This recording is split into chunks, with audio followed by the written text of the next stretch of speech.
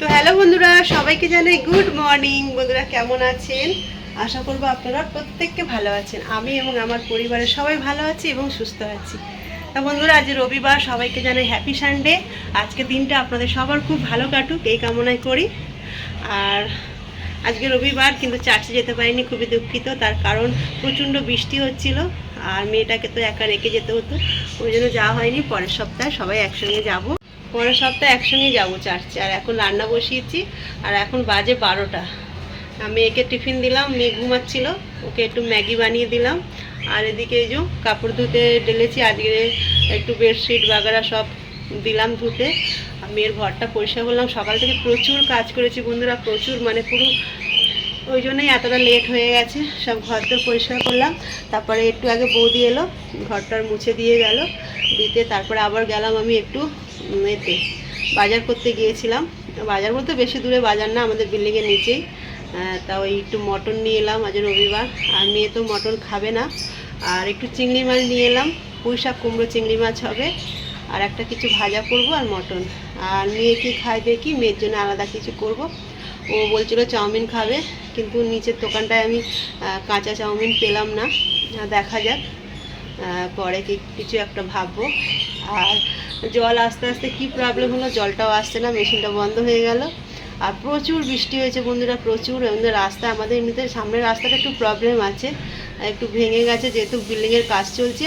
আর প্রচুর জল জমে গেছে ওখানে, মানে যা বাইরে বেরিয়েছিলাম তো মনে হচ্ছে সেই গ্রাম্য পরিবেশ, যেমন প্রচুর বৃষ্টি হলে রাস্তায় জল উঠে যায়, রাস্তা ভেঙে যায় আর কাদা কাদা ভাব, ঠিক তেমনই আমাদের বিল্ডিংয়ের নিচটার অবস্থা ওরকম হয়ে গেছে।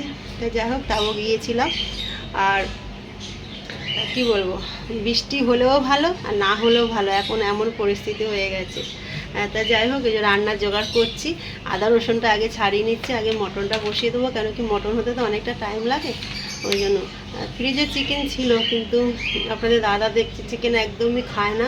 আর মটনও যে খুব খায় তাও না, একটু আদ্রে হয়তো খাবে। তা ভাবলাম তাহলে করি। আর শরীরটা এতটাই ঘাম বেরিয়েছে সকাল থেকে, শরীরটা যেন মানে একদম দুর্বল দুর্বল লাগছে, মানে ঘাম বেরোলে প্রচুর কষ্ট হয়। আর যখন ওই ঘর পরিষ্কার করছিলাম, ফ্যান অফ ছিল তো, ওই জন্য যেন বেশি শরীরটা আশপাশ আশপাশ করছে। তা যাই হোক বন্ধুরা, জোগাড়জাতি করি, সারাদিন আপনার সঙ্গে থাকবেন।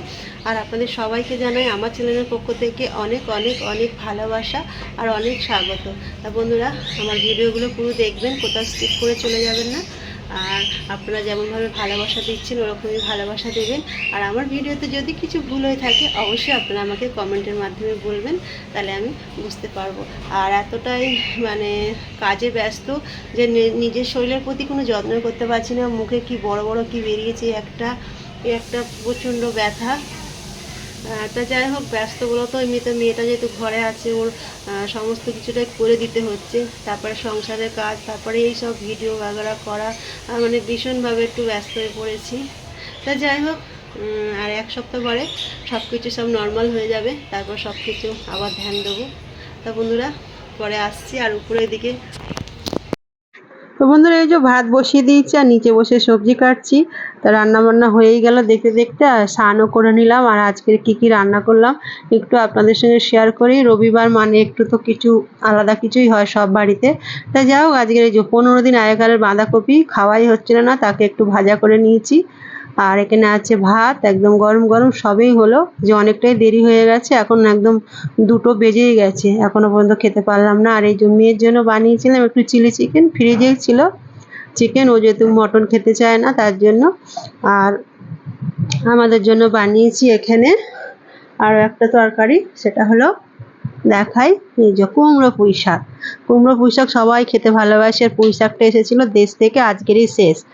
বাবা পাঠিয়েছিল। আর পুঁই শাক খেতে এতটাই ভালোবাসি আপনাদের দাদা আর আমি, সে বলার কথা না। যাই হোক, আর এই যে এখানে বানিয়েছে একদম লাল লাল করে মটন কষা কষা করে, বেশি ঝোল করিনি। তো যাই হোক, এই হলো আজকের আমাদের রবিবারের স্পেশাল মেনু। তা বন্ধুরা, কেমন লাগলো আজকের আমার রান্নাগুলো অবশ্যই জানাবেন। তো যাই হোক বন্ধুরা, দুঃখের বিষয় এত কষ্ট করে রান্না বান্না করলাম, কিন্তু আপনাদের দাদা ভাইয়ের এইমাত্র ফোন এলো, উনি এখন খেতে আসবে না, এতটাই কাজে বিজি যে খেতে আসার টাইম নেই। তা কিচ্ছু করার নেই, আমাকে এবার একা একা বসেই খেতে হবে। তার কারণ এরকম প্রায়ই হয়, আর বেশিরভাগ হয় রবিবার করেই।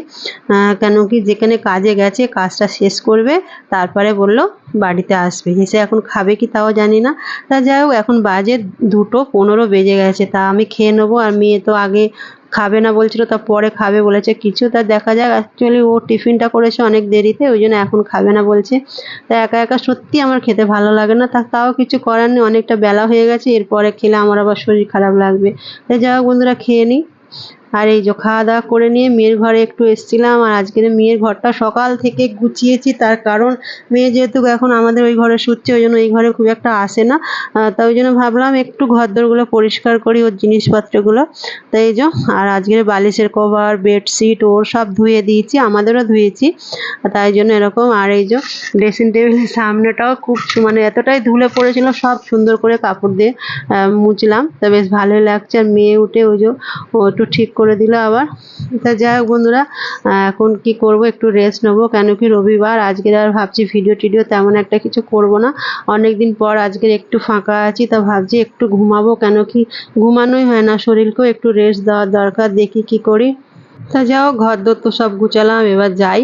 মেয়েও একটু দেখলো সব ঠিকঠাক আছে কি, কেন কি ওর জিনিসপত্র যেখানকার জিনিস ও সেখানেই রাখে, এদিক ওদিক হলে খুব রেগে যায়। বিশেষ করে ওর অনেক বই আছে, বইগুলো মাঝে মাঝে পড়ে তো ওইগুলো। তা যা হোক, গুছানো তো বেশ ঠিকঠাকই আছে।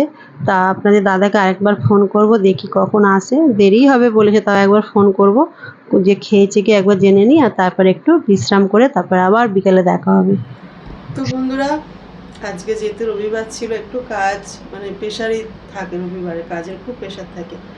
তা যাই হোক, তারপরে একটু দুপুরবেলা খেয়ে ঘুমিয়ে গেছিলাম, আর তারপরে উঠে একটু লাইভ করলাম, আর এখন একটু চাটা খেলাম, মুড়ি মাখলাম একটু। আপনাদের দাদা তো খেতে আসেনি, অনেকটা লেটেই এসেছিল।